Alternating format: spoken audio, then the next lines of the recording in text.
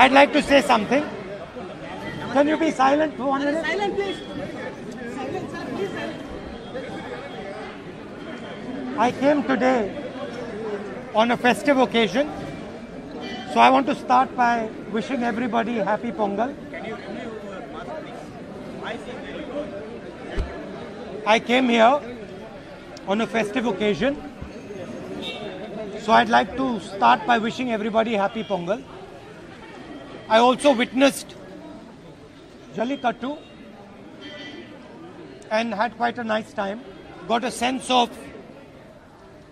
why Tamil people appreciate Jallikattu. I must also say something. There was a sense, many people had mentioned to me that Jallikattu is harmful to the bulls. I witnessed it today and I'm quite... भैया क्या कर रहे हैं? क्या कर रहे हैं? I witnessed it today and I must say that the way it was done today, there was absolutely no chance of either the bull getting injured. In fact, if anyone was likely to get injured, it was the young men who were doing Jallikattu. So I'm happy to say that there have been some changes to make it safer for everybody. One of the main reasons I came was today the government in Delhi is under the impression that they can destroy the cultures of this country. They believe that they can suppress the emotions of the Tamil people. They believe they can crush the language of the Tamil people. They believe that they can suppress the spirit of the Tamil people. I came to give them a message that nobody is going to suppress the Tamil spirit. And there is a reason for it. First of all, the Tamil spirit cannot be suppressed. And second of all, suppressing the Tamil spirit is the worst thing you can do for our country. Because the Tamil spirit, like many other cultures and traditions in this country, are the essence of our country. They are the soul of our country. So I am completely against this idea that there is one particular idea, one particular language, one particular notion in this country.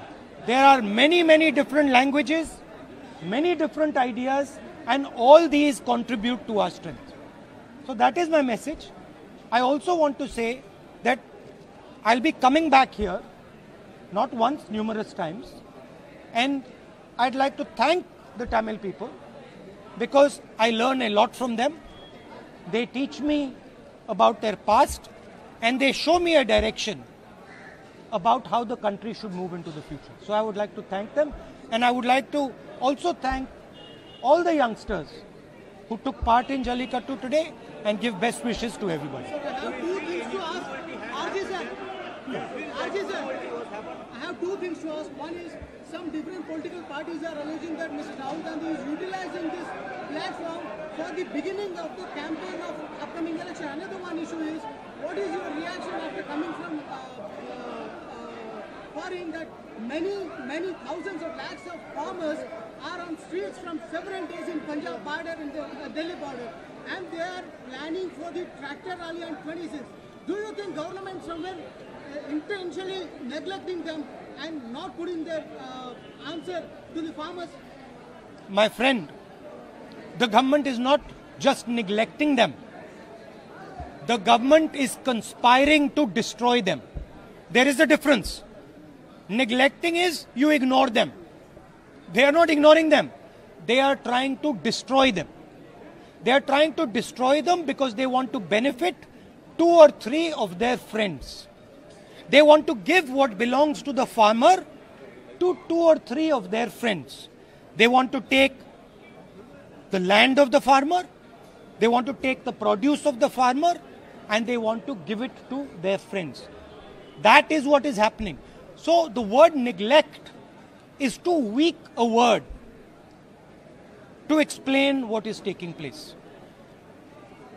The other thing is that the farmers of this country are the backbone of this country. If anybody thinks that you can suppress farmers and this country will continue to prosper, they just have to look at our history. Whenever Indian farmers are weak, India is weak. And I would like to ask a counter question. You are suppressing the farmers. You are helping handful of businesses. When Corona comes, you are not helping the common man. You are not supporting the common man. Whose Prime Minister are you? Are you the Prime Minister of the people of India? Or are you the Prime Minister of 2-3 selected businessmen?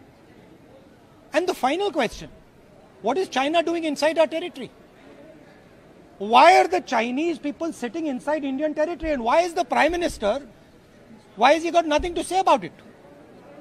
Why is the Prime Minister completely silent about the fact that Chinese troops are sitting inside Indian territory? But these are the real questions to be asked. I'm very, very proud of what the farmers are doing, and I fully support the farmers, and I will continue to stand with them. I raised their issue in a yatra in Punjab, and we will continue to do it.